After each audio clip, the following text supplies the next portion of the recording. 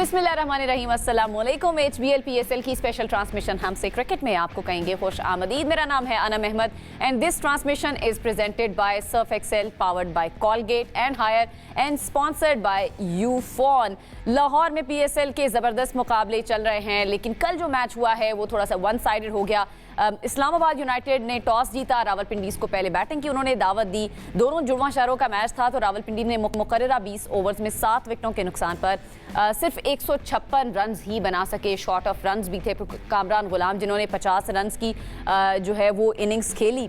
मोहम्मद रिजवान की बात करें, अगर मैं पिंडी साइड का थोड़ा सा मैं आपको ब्रेक डाउन बताऊं कल रन्स का, मोहम्मद रिजवान ने 2 रन बनाए, कोई खास स्कोर नहीं कर सके। यासिर खान जो है वो भी 2 रन बनाकर चलते बने, तो उनका ओपनिंग स्टैंड जो है वो बिल्कुल नहीं चल सका। कामरान गुलाम, जिस तरह मैंने पहले बताया कि उन्होंने 50 रन बनाए, उन्होंने अच्छी इनिंग्स बिल्ड की 39 गेंदों पर। इसके अलावा डेरिल मिचेल वो 15 पर 19 रन बनाकर चलते बने। सैम बिलिंग्स ने 11 बॉल्स पर उन्होंने बनाए। इसके अलावा अब्दुल्ला फजल ने 23 रन बनाए और उसके बाद फॉरेस्टर जो आए उन्होंने अच्छी इनिंग्स खेली, अच्छी नॉक खेली। 19 बॉल्स उन्होंने फेस की और 44 रन उनकी तरफ से बनाए गए। अच्छा, अगर दूसरी साइड की बात करें इस्लामाबाद यूनाइटेड की, तो बड़ा इजी पीजी सा उन्होंने अपना टारगेट जो है वो चेस कर लिया। 156 रन रावलपिंडी की तरफ से बनाए गए थे। 157 का टारगेट था जो कि इस्लामाबाद यूनाइटेड ने 14.2 ओवर्स में बासानी हासिल कर लिया। डेविन कॉनवे वो नहीं चल सके कल, उन्होंने सिर्फ 6 रन बनाए। लेकिन जो कल के स्टार बैटर थे समीर मिन्हास, 36 बॉल्स उन्होंने फेस की और उन्होंने 70 रन की इनिंग्स खेली। 194 के स्ट्राइक रेट से वो कल खेले। उनकी इनिंग्स पर बात करेंगे फिर। मोहम्मद फाइक, उन्होंने 19 रन बनाए। हैदर अली ने 26 और मार्क चैपमैन 24 रन बना सके हैं और सिर्फ 3 ही खिलाड़ी इस्लामाबाद यूनाइटेड के पिंडी की टीम आउट कर सकी है। तो लगातार पिंडी की तीसरी नाकामी सामने आई है। जो नई दोनों टीमें हैं हैदराबाद एंड पिंडी, वो लगातार 3 मैचेस अपने हार चुकी हैं, यानी एक भी मैच वो जीतने में दोनों टीम्स कामयाब नहीं हो सकी हैं। पॉइंट्स टेबल पर क्या सूरत हाल है, कहां पर इन टीम्स को इंप्रूवमेंट की ज़रूरत है और कितने और चांसेस इनको मिल सकते हैं, कितना मार्जिन है इनके पास इस टूर्नामेंट में के लिए, इस सारे मामले पर बात करेंगे और बॉलिंग परफॉर्मेंस पर भी बात करेंगे। हमारे साथ हमारा पैनल मौजूद है। यासिर हमीद, साबिक test cricketer, Syed Mohammad Awais, sports analyst हमारे साथ मौजूद होते हैं। उस्मान खान की थोड़ी सी आज तबीयत ठीक नहीं है, तो उस्मान आज हमें ज्वाइन नहीं करेंगे। इंशाल्लाह कल से वो हमें ज्वाइन कर लेंगे। अस्सलाम वालेकुम एंड वेलकम करेंगे। कैसे आप? ठीक हैं? बिल्कुल ठीक हूँ, आप लोग खैरियत से हैं? अल्हम्दुलिल्लाह। उस्मान की तो तबीयत हो गई है ख़राब आज, लाहौर का मौसम भी ऐसा चल रहा है, लेकिन चलें उसका उनके लिए दुआ भी क्योंकि बैक टू बैक उसने मैचेस कवर करने आसान नहीं होता, और खास करके जब स्लीपलेस नाइट हो और उनकी टीम भी हार रही है तो फिर ऐसे ही तो मौसम भी चेंज हो रहा है ना। एक्चुअली पता है क्या, एक तो ये पिलो का बहुत इसमें होता है, ये अगर नेक का हो, ऊपर से मौसम चेंज होता है, कभी बंदा पंखा लगा देता है, ठीक है, और ठंड फील उस वक्त नहीं होती जब बंदा सोता है, तो उस वक्त वो मसल्स जो है ना वो। ये सारी एडवाइस आपने उस्मान को भेज देनी है मैसेज पे। वैसे मैं जनरल एक बात कर रहा हूँ, उस्मान भाई को भी बता रहा हूँ क्योंकि मैं खुद भी इस चीज़ से गुजरा हूँ। हाँ, बीइंग स्पोर्ट्समैन आप लोग जब खेल रहे होते हैं तो ये चीज़ें, तो इंजरीज और मसल पुल होना तो बड़ी आम सी बात हो जाती है। अच्छा यासिर भाई, कल का मैच कोई हमें फाइट नज़र नहीं आई, सिर्फ वन साइडेड मैच हमने देखा। इस्लामाबाद यूनाइटेड बड़ा आसानी से ले गई और रावलपिंडी कोई खास रन्स भी नहीं बना सकी। 156 रन यहाँ पे बड़ी बड़ी इनिंग्स खेली जा सकती हैं, ज़्यादा स्कोर हो सकते हैं इस ग्राउंड पर, लेकिन नहीं हो सका कल पिंडी की तरफ से। देखिए,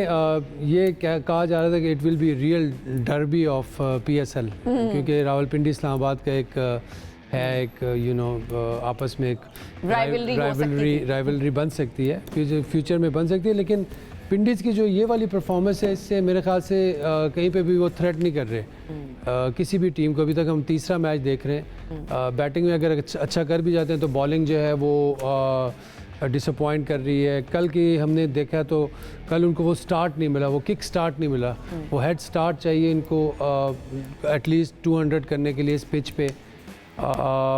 रिजवान थोड़ा सा मैं समझता हूँ ऑफ कलर लग रहे हैं। यासिर अच्छी फॉर्म में, लेकिन वो थोड़ा स्टे नहीं कर पा रहे। तो ये इनका जो ओपनिंग स्टैंड है ना, मुझे थोड़ा सा लग रहा है इसमें काफ़ी प्रॉब्लम है। जो उनके अब्दुल्ला फजल हैं वो प्रॉमिसिंग लग रहे हैं, वो खेलते भी ऊपर नंबर पे हैं। अगर आप कल का देखें, कल भी उन्हें 26 रन किए 15-16 बॉलों पे 23 रन किए। मेरे ख्याल से थोड़ा सा स्टेप अप करवाना पड़ेगा उसको, रिजवान को स्टेप अप होना पड़ेगा।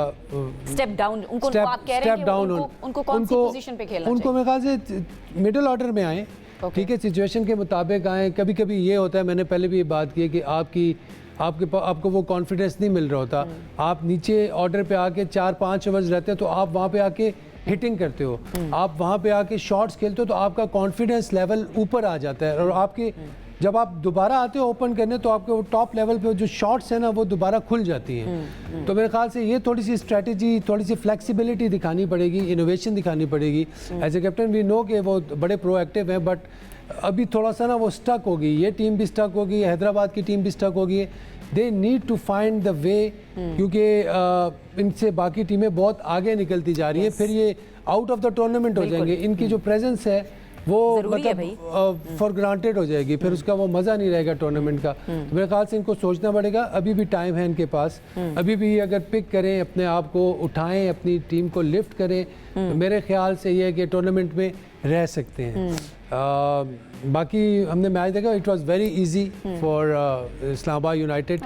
जिस तरह समीर ने बैटिंग की, आई मस्ट से कि माशाल्लाह ही इज़ अ अल्लाह नजरे बद से बचाए। हाँ, वेरी गुड टैलेंट मैच माशाल्लाह। और मेरी तो यही एडवाइस भी होगी, अभी तो खैर एक मैच खेला है, ये जो वनडेज जो होते हैं हमारे लिस्ट है, T20 के 5 मैच खेला है, this is total is career. और अंडर 19 का प्रोडक्ट है नो डाउट, बट क्रिकेट को डोमेस्टिक को इज़्ज़त देनी है। अगर डोमेस्टिक को इज़्ज़त देंगे, जो प्लेयर देते हैं, मैंने उन्हीं का करियर देखा है कि वो लंबा जाता है। नो डाउट आप जो भी हो, समीर हो या कोई भी यंगस्टर हो, बहुत अच्छा होगा, स्टार होगा, लेकिन अगर आपने लंबी क्रिकेट खेलनी है, लंबी रेस का घोड़ा बनना है, तो आपको अपनी डोमेस्टिक की क्रिकेट को भी उठाना पड़ेगा। ठीक है, अभी तो जाहिर है ये अच्छे करें, लाइमलाइट में सारे आके मिल रहे हैं, चेयरमैन साहब भी आके मिल रहे हैं, चीफ सिलेक्टर भी मिलेगा आपको, कोच भी मिलेगा, लेकिन आपने चेयरमैन, चीफ सिलेक्टर, कोचेस आते जाते रहते हैं, प्लेयर्स ने उधर ही रहना होता है। अगर 10 से 15 साल का आपने करियर अपना बनाना है तो आपको अपना एक वर्क एथिक बनाना पड़ेगा, एक लाइन ऑफ एक्शन बनाना पड़ेगा, उसी पे आपको रह के कामयाबी मिल सकती है। शॉर्टकट्स नहीं है, आप अच्छा खेलते रहो, हर जगह पे खेलें, लेकिन आपने रिस्पेक्ट देनी है। बिल्कुल सही है, लॉन्ग वे टू गो, लंबा रास्ता है, लंबा सफर है जो उन्होंने तय करना है, और इंशाल्लाह हम दुआ गो भी हैं कि ऐसे ही वो खेलते रहें, अपनी परफॉर्मेंस से साबित करते रहें कि उनमें कितना पोटेंशियल है। कैसे देख रहे हैं इस्लामाबाद की, चले ओवरऑल बात करें, अभी समीर मिनहास की बात हो रही है, उनकी ही इनिंग्स के बारे में आप बात करें। देखिए, मैं पढ़ भी रहा था, शादाब खान सक्सेसफुल कैप्टन बन चुके हैं, 68 मैचेस में 39 मैचेस वो जीते हैं, वन ऑफ दी मोस्ट, मैं कहता हूँ कि successful captain of PSL। Secondly, कल मुझे एक अच्छी बात लगी कि जो डर्बी स्टाइल स्टार्ट किया, क्योंकि रावलपिंडी और इस्लामाबाद एक बड़ा, आपको पता है, कांटेदार मुकाबला मुतवक्के भी था, लोग बात भी कर रहे थे पिंडी वर्सेस इस्लामाबाद, जो एक बहस यहाँ पर अमूमन लगी रहती है। जो डर्बी स्टाइल है वो बड़ा एक मज़े की चीज़ है, क्योंकि वो ना एक चाम, और ख़ास करके फैंस के अंदर भी वो चीज़ बरकरार रखती है कि जो आप कंटिन्यूटी कैसे करते हैं। लेकिन आपने इस्लामाबाद की बात की, देखिए हर चीज़ उनके लिए काम तो कर रही है, लेकिन पिंडी के लिए मैं कहता हूँ कि इतना बड़ा डग आउट होने के बावजूद आपके पास कोचिंग स्टाफ इतना तगड़ा मौजूद है, मेंटोर्स इतने अच्छे हैं, इंजमाम भाई की बात करें, शाहिद भाई की बात करें, बहुत तगड़े एक पूरा डग आउट उनके पास है। क्या चीज़ काम नहीं कर रही? अगर आप इनका ऑन द पेपर देखो, one of the strongest squads इनका पिंडी का मौजूद है। आप अगर कप्तानी की बात करें, one of the successful captain इनके पास मौजूद है। रिजवान की बात कर रहा हूँ। मसला क्या आता है, जब आप इसकी थोड़ा सा अगर आप टीम का ब्रेकडाउन निकाल के देखें, रिजवान को भी समझना पड़ेगा कि not against him, he is a brilliant cricketer. मैं आज भी फील करता हूँ one of the best gloves man in Pakistan. उसके बाद शायद दूसरे लड़के आ जाते हैं, लेकिन जब आप मॉडर्न डे T20 की बात करते हैं तो आपको लीड फ्रॉम द फ्रंट एक एग्जाम्पल बनानी पड़ती है। तो lead from the front example ये है कि आप खुद स्टेप डाउन करके आप मिडल ऑर्डर के अंदर बैटिंग करने जाएं। आपके पास सैम बिलिंग्स बहुत तगड़ा ओपनर मौजूद है जिसको आप वन डाउन भी खिला सकते हो। आपके पास अब्दुल्ला फजल की बात करूं, वो टॉप ऑर्डर का बैट्समैन है। आपने उसको इतना फ्लक्चुएट किया हुआ है कि वो पूरी का पूरा स्क्वाड आपका डिस्टर्ब कर रहा है। वो मुझे नहीं पता अना है, जिद है कि जी मैंने ओपन ही करना है, वो सारा का सारा प्रेशर आपके मिडल ऑर्डर पे लेके आ रहा है।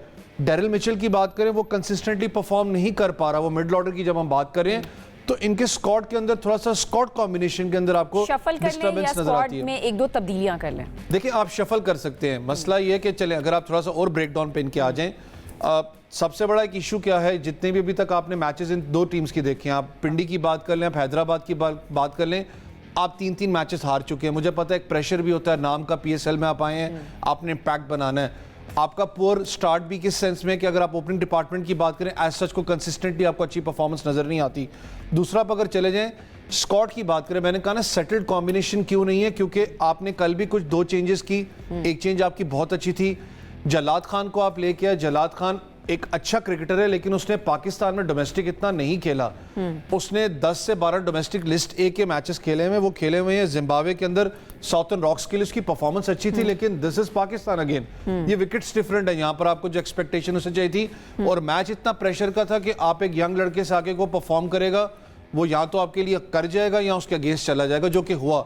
मोहम्मद आमिर की बात करें, लीड फ्रॉम द फ्रंट, मैं आज भी फील करता हूं कि मैंने उनके साथ डगआउट शेयर किया। यासिर भाई मेरे साथ ही रहे उस टीम के अंदर। वन ऑफ दी, मैं कहता था कि आज भी कहता हूं, economy wise he is one of the best. अपना इकोनॉमी उनका रेट बहुत अच्छा है, एक एंड से प्रेशर डालते हैं, लेकिन शायद दूसरे एंड पे उनको बॉलर मिल नहीं रहा, जो कि नसीम शाह की मद में उनको प्रेशर फील हो रहा है कि जो आप करते हो ना हंट इन पेयर्स, वो चीज़ उनकी नजर आती है। फिर डिपेंडेंसी बहुत ज़्यादा कुछ प्लेयर्स के ऊपर है, जिस पे आप आमिर पे कर लें, इनकी नसीम पे डिपेंडेंसी है, मिचेल पे डिपेंडेंसी है, रिजवान पे है कि यार कुछ प्लेयर्स हैं जो कि हमें टूर्नामेंट जितवा के देंगे। आप एक टीम कलेक्टिव एफर्ट से जीतते हो, ऐसे नहीं जीतते हो।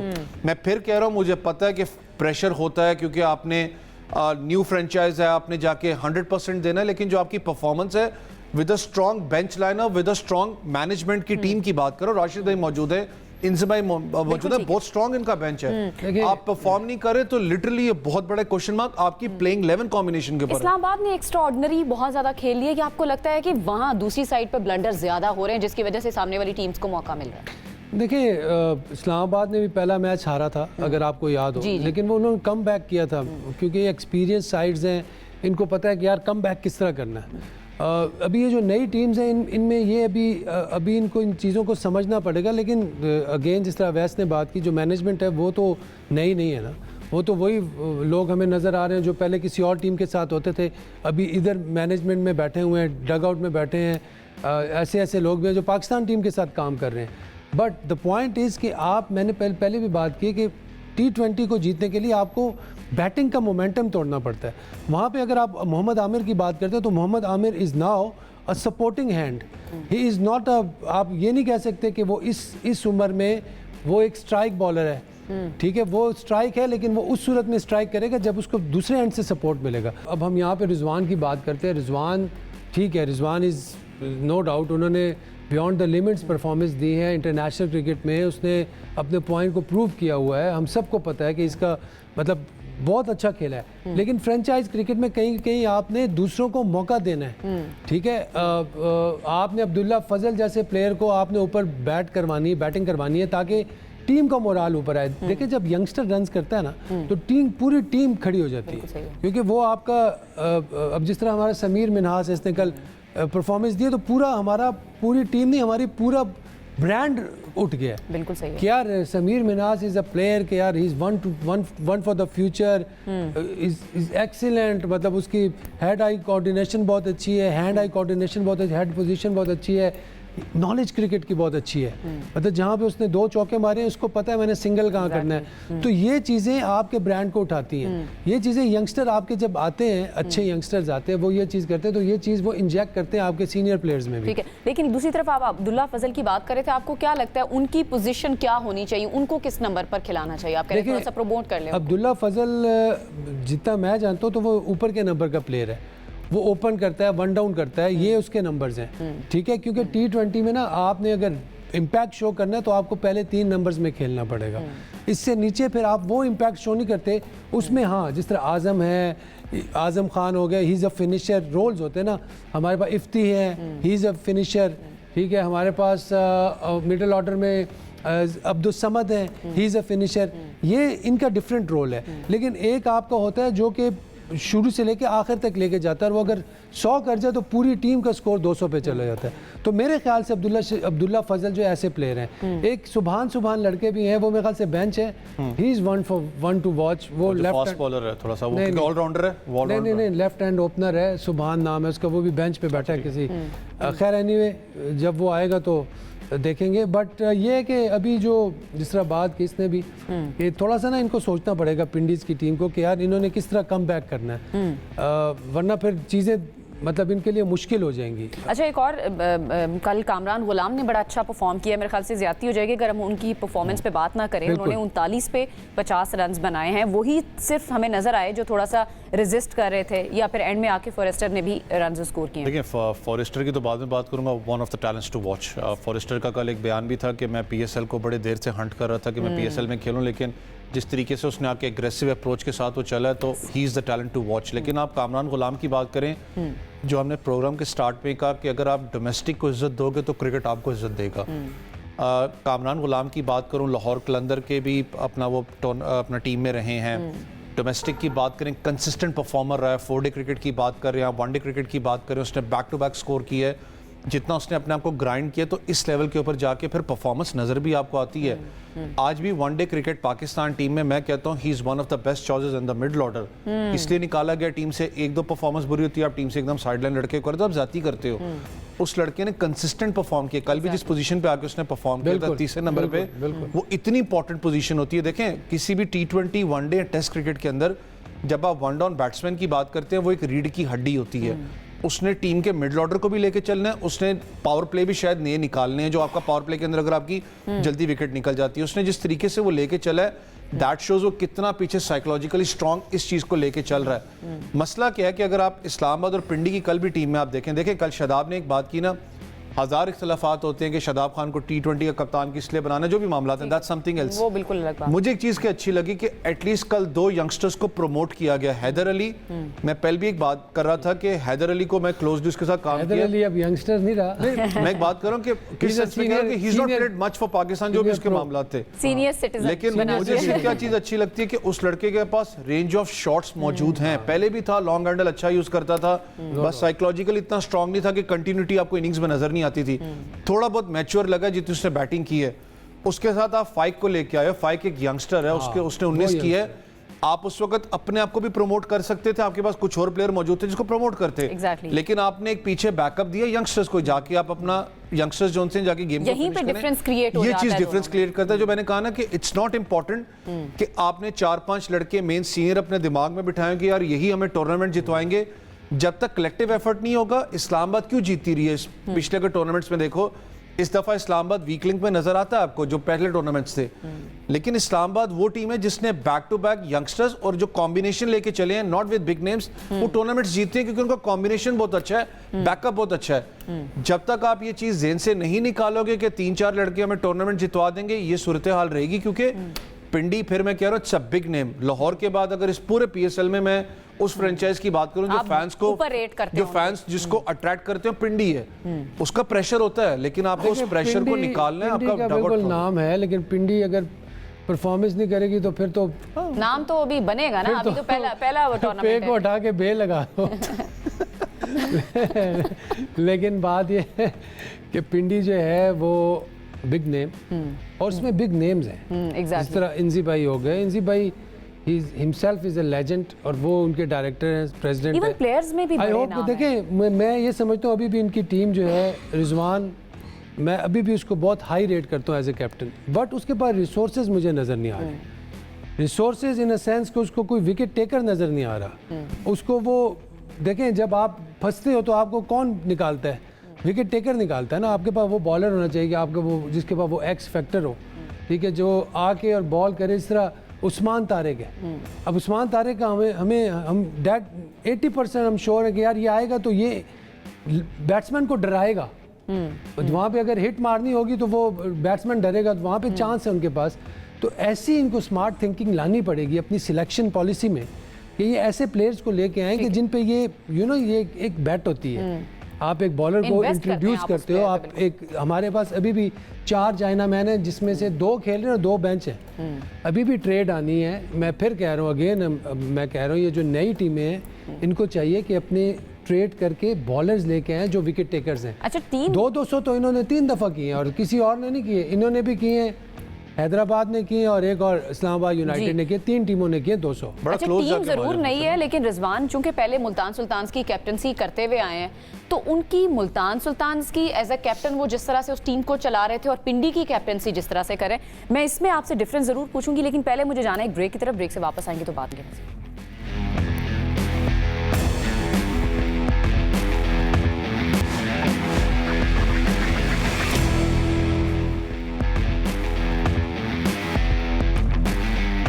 ब्रेक के बाद आपको कहेंगे खुश आमदीद। रिजवान की कैप्टनसी की हम बात कर रहे थे जब वो मुल्तान सुल्तान्स के कैप्टन थे, और Multan Sultans as a franchise जब आई है पीएसएल में उसने थ्रू आउट ही डोमिनेट किया है और रिजवान ही थ्रू आउट जो है वो कैप्टन रहे हैं।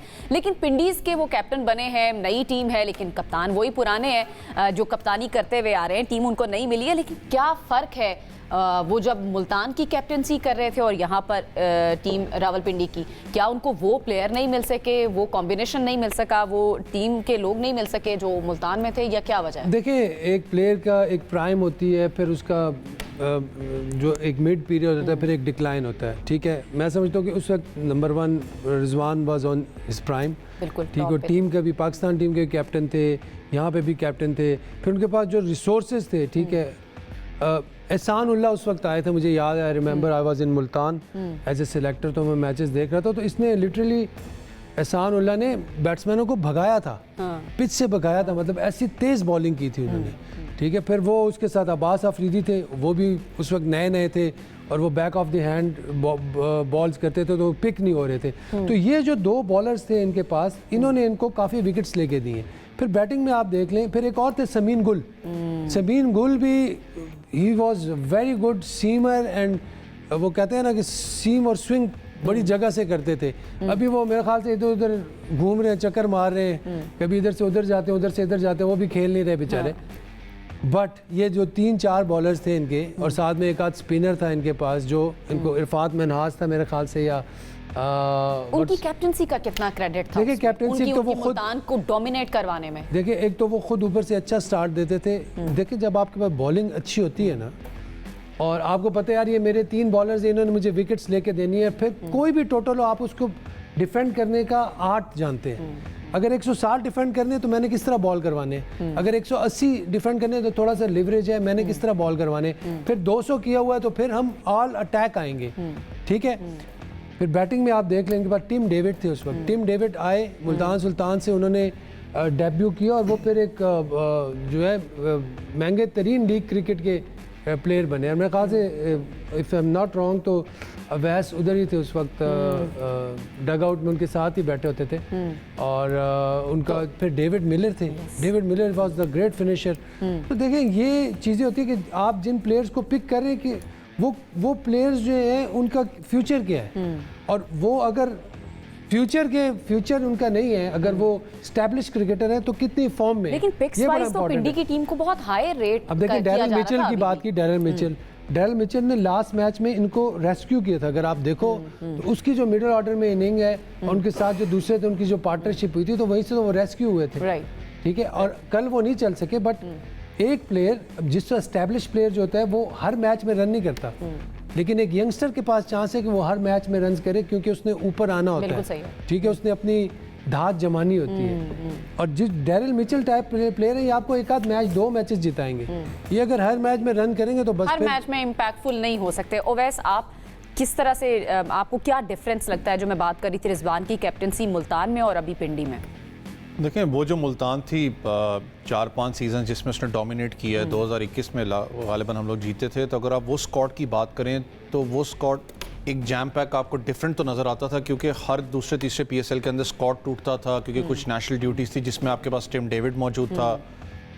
अगर आप किलर मशीन की बात करें, अपना मिलर आपके पास मौजूद थे, हेटमायर ने भी खेला हुआ मुल्तान के लिए। अब आप चलें विनिंग स्क्वाड की बात करते हैं। विनिंग स्क्वाड के अंदर उस वक्त Muzarabani was at the top peak, मैं बॉलिंग यूनिट की बात कर रहा हूँ। फिर उसके बाद शाहनवाज धानी उस वक्त टॉप पीक के ऊपर आपके पास मौजूद थे विद अ गुड रिदम। आपके पास अब्बास अफरीदी मौजूद थे।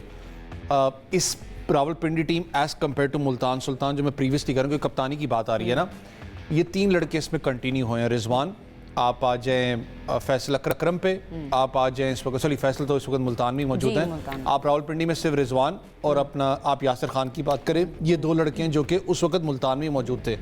लेकिन उनके पास स्टेबलाइज इनिंग्स बहुत ज़बरदस्त थी। बीच में मिडिल ऑर्डर में आपके पास खुशदिल शाह था, फैसल अकरम आपके पास मौजूद था, मैंने मुजरबानी की बात की, शाहनवाज धानी की बात की, अब्बास अफरीदी बड़ा ट्रम्प कार्ड प्ले करते थे, चार्ल्स जॉनसन ऊपर मौजूद थे। तो it was a jam pack squad. लेकिन वो स्क्वाड एक सीजन में नहीं बना था, उनको 1-2 सीजन्स लगे थे बनते हुए। जो कंटिन्यूटी स्क्वाड की होती है ना, आपको टाइम देना पड़ता है, आपके पास बेंच के ऊपर इतनी ऑप्शंस मौजूद होती हैं। मसला ये कि इस वक्त अगर आप पिंडी की टीम की बात करें, सबसे बड़ा झटका जो लगा था इनिशियली, अगर आप बात करें, एक तो डिस्ट्रैक्शन बहुत हुई, सोशल मीडिया वाला जो मामला हुआ, डेफिनेटली आपका एक मेन प्लेयर होता है, जब इतनी चीज़ें हो जाएं उसका एक तो साइकोलॉजिकल इफेक्ट भी होता है। आपने नेक्स्ट मैच के अंदर देखा कि उनको इंजरी भी होगी, अल्लाह करे कि उनकी इंजरी ठीक हो, वो कंटिन्यू करें, लेकिन I don't know, it's not official जो खबर थी कि शायद वो इतनी जल्दी रिकवर नहीं करेंगे। यानी पीएसएल में वापस आने के आपको कम चांसेस लग रहे हैं। टाइम उनको लगेगा इस चीज में। डेफिनेटली नसीम शाह, डेफिनेटली वो भी आपको हर्ट बैक करता है। मोहम्मद आमिर की बात करें, मैंने फिर कहा he is economy wise he is one of the best, still clever bowler है, लेकिन जब तक वो परफॉर्म नहीं करेगा, आपके पास दूसरे एंड से एक कंसिस्टेंटली ब्रेक थ्रू लेने वाला बॉलर ना हो। हंट इन पेयर्स की बात होती है ना, आप स्पिन बॉलिंग यूनिट के अंदर आ जाए तब भी स्ट्रगल करते हुए आपको नजर आ रहे हैं। उस वक्त स्पिन बॉलिंग यूनिट में इमरान ताहिर इनके पास मौजूद थे, मुल्तान सुल्तान में the best spinner in the world. तो चीजें थोड़ी सी मैं कहता हूँ इनके पास मौजूद है, शायद एग्जीक्यूशन इनसे हो रही। मिडल ऑर्डर के अंदर मिचेल कंसिस्टेंटली परफॉर्म नहीं कर रहे। एक बड़ा मैच जितवाया, फिर उसके बाद एज सच को परफॉर्मेंस नजर नहीं आती। वो जिस तरह यासिर भाई ने बात की, डेरिल मिचेल हर मैच में आपको परफॉर्म करके भी नहीं देंगे, वो इंपैक्ट नहीं देंगे। हर प्लेयर नहीं करता। आप अगर ये करके करो ना कि 4-5 प्लेयर्स, मैंने पहले भी बात की कि अगर आप 4-5 प्लेयर्स निकाल लो इसके पिंडी के, और आपको इस 4-5 प्लेयर्स के इर्द गिर्द पिंडी की टीम घूमेगी तो आप गलत करोगे। वो 2-3 मैचेस जितवाएंगे, टूर्नामेंट नहीं जितवाएंगे। टूर्नामेंट के लिए आपको टीम यूनिट चाहिए और बॉलिंग यूनिट चाहिए। देखिए एक चीज मैं इसमें ऐड करूंगा, हर प्लेयर का अपना एक रोल है। जब वो उस रोल में परफॉर्म करता है तो टीम को फायदा होता है। अब सपोज डेरिल मिचेल को इन्होंने रखा 6 नंबर पे, ठीक है, क्योंकि वो हार्ड हिटिंग कर सकता है और थोड़ा सा गेम को लेके चल सकता है। अगर 20 पे 4 आउट होंगे तो फिर तो डेरिल मिचेल आगे उसने जो डैमेज कंट्रोल है उसमें चला जाएगा ना, 4थे नंबर पे आएगा, ठीक है। उसके बाद उसके रन्स, ठीक है, टीम को तो बचा गए, लेकिन वो इम्पैक्ट क्रिएट नहीं कर सकेंगे।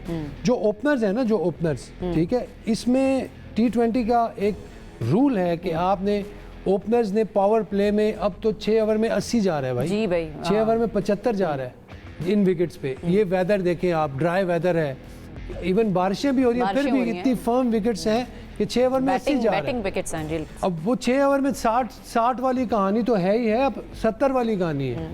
तो आपके openers with wicket eight hand, फिर 3 और 4 वाला जो आता है उसका अपना रोल है, और 5 और 6 वाला अपना रोल है।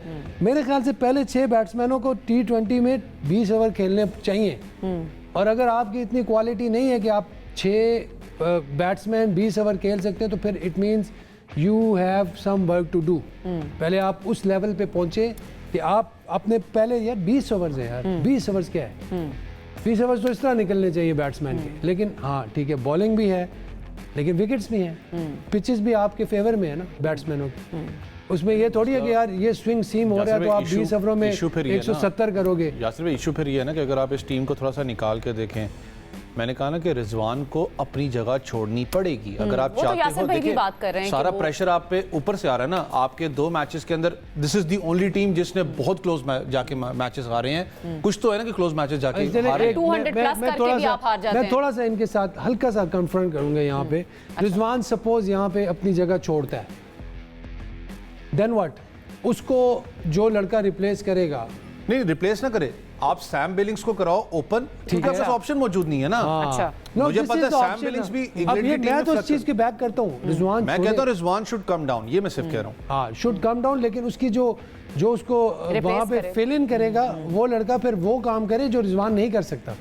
एग्जैक्टली। सैम बिलिंग्स अगर सेम ही रिजल्ट्स होंगे तो कोई फायदा नहीं है, फिर कॉन्फिडेंस भी अलग शैटर होगा टीम का। देखिए अब अगर सैम बिलिंग ठीक है वो ओपन करता है, देखो आगे अगर प्रेशर फील करता है और वो वहां पे आके सिंगल्स डबल लेना शुरू कर देगा तो वो तो फिर टीम तो गई ना, फिर रिजवान पे आ जाएंगे हम।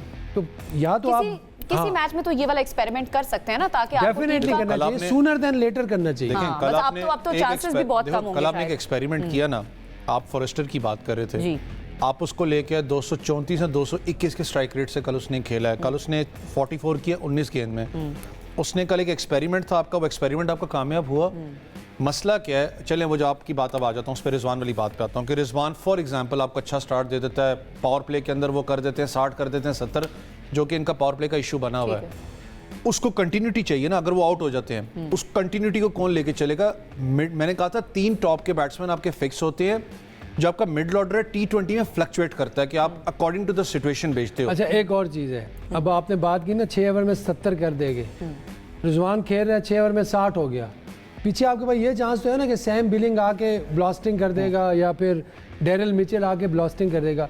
अगर 6 ओवर में 60 सैम बिलिंग ही करता है तो पीछे क्या ये चांस है कि रिजवान आके ब्लास्टिंग कर देगा? बैकअप इतना है क्या? मैं वही उस पालन तो की आपके वो नहीं है इसलिए प्रैग्मेटिकली तो यही है कि अभी रिजवान के साथ ही वो जाएंगे, लेकिन अगर 6 ओवरों में 60 ज़रूरी है भाई, 6 ओवरों में 40 वाली क्रिकेट नहीं है अब, तो ये पहले सोच के जाना पड़ेगा रिजवान को कि अगर वो ओपन करता है तो उसको 6 ओवर में 60 करना पड़ेगा। टीम के लिए सोचना पड़ेगा, टीम के लिए क्योंकि ज्यादा मौके तो अब मिलेंगे नहीं। 3 आप मैचेस जो हैं वो लगातार हार चुके हैं। कितने मैचेस मजीद इनको मिल सकते हैं अगर आप थोड़ा सा 1-2 मैच और हारे तो गए। अब नहीं फिर बाहर है। देखिए मैं कहता हूँ कि दिस वाज द लास्ट, अब आप मैच नहीं हार सकते, अब आप मैच हारोगे तो आप, क्योंकि इस वक्त अगर आप उनके पॉइंट्स टेबल की बात करें तो आई गेस तो छठे नंबर से भी 6-7वें नंबर पर मौजूद हैं। रावलपिंडी 7वें पे, लास्ट पे हैदराबाद। आप नहीं कर सकते हो क्योंकि अब अगर मैच हारोगे तो आप टूर्नामेंट से ऑलमोस्ट आप वर्ज पे होगे बाहर होने में। I know it's tough decision है,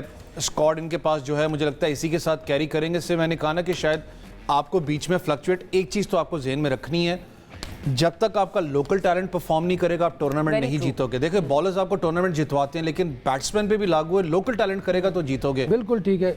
अब ये जिस तरह ये लड़का है जैसे फॉरेस्टर जिसने कल परफॉर्मेंस दी है, ही is a south African 24 years old, ठीक है, और यंगस्टर है ये भी, ठीक है, और वहाँ का यंगस्टर है। और इसका भी अभी मैं देख रहा था सिर्फ 20 इसने फर्स्ट क्लास खेले और बड़ा अभी शुरू किया है। ये इनके लिए अच्छी, मेरे ख्याल से मैं समझता हूँ कि एक अच्छी इनको एक अच्छा प्लेयर मिल गया जिस पे ये इन्वेस्ट कर सकते हैं फ्यूचर में भी और इसको लेके चल सकते हैं। मुझे एक ब्रेक की तरफ जाना है, ब्रेक से हम वापस आएंगे। हमने आज जो मैच होना है मुल्तान वर्सेस कोयटा उस पर भी बात करनी है, तो एक ब्रेक शामिल करते हैं पहले। कहेंगे खुश आमदीद। इससे पहले कि हम अगले मैच की तरफ बढ़ें, इस्लामाबाद के कल एक बॉलर बड़े महंगे साबित हुए। सलमान इरशाद की मैं बात कर रही हूँ, 4 ओवर्स उन्होंने कराए, 2 विकेट्स भी लेकर दिए, लेकिन उन 4 ओवर्स में 52 रन्स उन्होंने खाए हैं।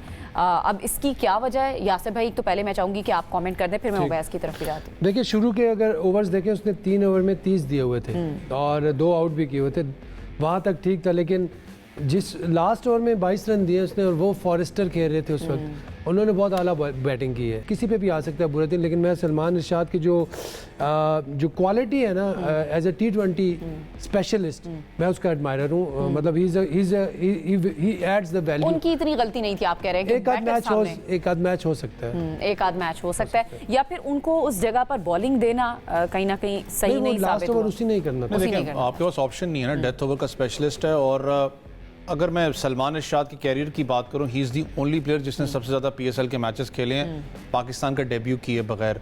CPL में आप देख लो, इसमें देख लो, उसकी परफॉर्मेंस है। डेथ ओवर्स के अंदर लोग उसको हाईली डिमांडेबल वो बॉलर है। 1-2 मैचेस आपके गलत हो जाते हैं क्योंकि जिस तरीके से फॉस्टर खेल रहा था, 231 का मैंने कहा ना स्ट्राइक रेट था, और वो अच्छा प्लेयर है क्योंकि मैं उसकी कुछ इनिंग्स देखी थी साउथ अफ्रीका लीग के अंदर जो वहाँ पर होती हैं। ही is a good prospect for south Africa और डेफिनेटली टीम्स जो बाकी लीग्स होती हैं देख भी रही होती हैं ऐसे प्लेयर के लिए। लेकिन आपने सलमान इरशाद की बात की, मसला ये होता है ना कि ऐसे टैलेंट्स आते हैं पाकिस्तान में, हमें बहुत जाके देर से याद आता है कि यार हाँ he deserve to play for Pakistan. It's a decline.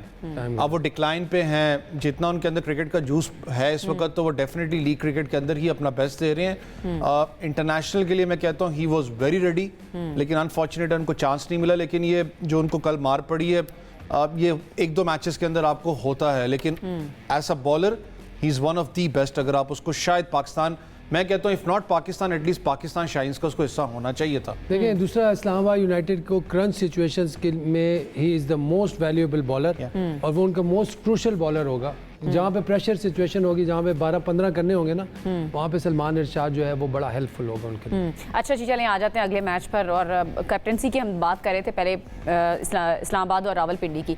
अब ज़रा मैं चाहती हूँ थोड़ा सा मवाजना करें। एस्टन टर्नर, कोयटा और मुल्तान का मैच है सऊद शकील के साथ, तो आप दोनों की कैप्टनसी को अभी तक जो मैचेस हुए हैं कैसे रेट करते हैं? देखिए एस्टन टर्नर ऑब्वियसली थोड़ा सा डिफरेंट टैक्टिकल कैप्टन है और एक तो मैं उसकी बैटिंग से भी बड़ा मुतासर हूँ। लास्ट मैच में जो उन्होंने 22 बॉलों पे 52 किए, इट मींस कि he is taking this responsibility as a captain और he wants to lead from the front. तो ये एक अच्छे कप्तान की मेरे ख्याल से निशानी होती है। मैं समझता हूँ कि उस टीम के लिए बड़े इम्पोर्टेंट भी हैं। दूसरा उनका जो अपना ट्रैक रिकॉर्ड है कैप्टनसी का बहुत अच्छा है। T20 के स्पेशलिस्ट हैं और एक वैल्यू ऐड कर रहे हैं। ये मेरे ख्याल से किसके कप्तान है, हैदराबाद के ना? कौन? ये एस्टन टर्नर, मुल्तान सुल्तान के। आज मैच है ना उनका। हाँ आज मुल्तान। तो दूसरा ये है कि सऊद शकील, पहले भी मैंने कहा था I am admirer of him as a batsman. बहुत कम रिसोर्सेज में उनकी जो लेकिन वो बहुत अच्छा मैनेज करते हैं ट्रांसफॉर्मेशन ऑफ द गेम जिसे कहते हैं, डिफेंस से अटैक में जाना और फिर डिफेंस में आना। अपनी रस्सियों को पुल बड़ा अच्छा करते हैं, मतलब उन्हें पता है सिचुएशंस को रीड करते हैं, नॉलेज है उनके पास गेम की। तो रन करना ना करना it's different thing, but as a captain अगर आप बात करो, हाई रेट करते हैं आप उनको। मैं उसे रेट करता हूँ कि वो ही is a thinker, he is a good thinker. वो सोचता है, ग्राउंड में सोचता है। देखें जो भी अच्छा प्लेयर होता है, जैसे जावेद मियांदाद होते थे, he was a good thinker, क्योंकि वो बड़े वो होते थे स्मार्ट, स्ट्रीट स्मार्ट होते थे। थिंकर से मुराद है कि आउट ऑफ द बॉक्स जाके जो डिसीजंस ले सकें, अदरवाइज तो आप सोच के कुछ ना कुछ। थिंकर से मुराद ये है कि आप जो चीज़ सोचते हो वो करते हो, पॉजिटिव इम्प्लीमेंट करते हो, इम्प्लीमेंट करते हैं। जो अच्छे कैप्टन होते हैं ना, यही फ़र्क होता है। जो बॉक डाउन हो जाते हैं कैप्टन, वो सोचते हैं, वो उस वक्त डिसीजन नहीं ले सकते। लेकिन इस तरह हमने देखा है कि जिस तरह सरफराज वो डिसीजन लेते थे, यूनुस भाई डिसीजन लेते थे, ठीक है। और दूसरी तरफ भी मिसाल दे दें जो नहीं लेते थे, जो बॉक डाउन हो जाते हैं। मैं और किसकी मिसाल? नहीं, मैं भी लेता रहा डिसीजंस। मैं तो थोड़ी कहानी की, लेकिन मैं भी क्विक थिंकर होता था कप्तानी के टाइम पे ना। मैं सोचता था यार इससे भी काम लो, इससे भी काम लो, इससे भी काम लो। आई थिंक कप्तान होने की जिम्मेदारी ही यही है कि आप जितना जल्दी डिसीजंस जो हैं वो अपने ले सकते हैं और आउट ऑफ द बॉक्स जाके सोच सकते हैं। कैसे देख रहे हैं आप दोनों कैप्टन्स को? ये देखें, साउद शकील डोमेस्टिक में as compare to Ashton Turner को थोड़ा सा एज है, क्योंकि फिर मैंने कहा ना कि उसके under the belt big bash के टाइटल्स बहुत ज़्यादा हैं, डिफेंड करने में भी और जीतने में भी। सो उसकी परफॉर्मेंस आपने पिछले मैच में भी देखी, जिस तरीके से उसने आके उस मैच के अंदर 20 रन से हारे हैं, बल्कि कितना बड़ा वो स्कोर था, छोटा स्कोर नहीं था लाहौर कलंदर के खिलाफ। उसने आके फायर पावर दिखाया, उसके पास एक एज ज़रूर मौजूद है। लेकिन थोड़ा सा क्वेटा ग्लैडिएटर्स की बात करें, they highly rely on Rilee Rossouw, unfortunately perform नहीं कर रहे। एंड ख्वाजा नाफे, देखिए Nafay, I know he is a prospect, लोग बात करते हैं उसके बारे में, फ्यूचर टैलेंट है पाकिस्तान का, लेकिन फिर मैं कहता हूँ ही is a top order batsman. उसको फ्लक्चुएट बहुत किया, पाकिस्तान टीम में हो चाहे क्वेटा ने बीच में खिलाने की कोशिश की, फिर तीसरे नंबर पर लेके डेफिनेटली वो प्रेशर भी होता है। वैसे एक चीज़ यहाँ पे थोड़ा सा मैं, अब फिर आप कंटिन्यू करें। जिस तरह हम बात कर रहे थे रिजवान की, कि उसने स्टेप डाउन करे और चांस दे, मेरे ख्याल से आज सऊद शकील को भी चाहिए कि वो ख्वाजा नाफे को ऊपर करे, खुद नीचे आए। अच्छा चलें, हमारे पास वक्त भी कम है, मैं चाहूँगी प्रेडिक्शन ओवैस आप and then Yasir. Multan Sultan straight away 60% Multan Sultan. Yasir भाई, मुल्तान सुल्तान कितने परसेंट से आप मार्जिन दे रहे हैं? 51%। 51%, 1% का ही आप मार्जिन 49%। मैं वापस आ सकता हूँ क्वेटा? नहीं, आज आप यासिर भाई जिस तरह मैं नहीं आ सका ना, आप नहीं आपको भी चांस नहीं मिलेगा। देखिए मैं फेयर होस्ट हूँ, मुझे मेरा काम है कि भाई बैलेंस लेकर चलना है। ऑल राइट जी, हमारे प्रोग्राम का वक्त हो चुका है खत्म। इंशाल्लाह आपसे करेंगे कल दोबारा मुलाकात। अपना बहुत ख्याल रखिए। अल्लाह।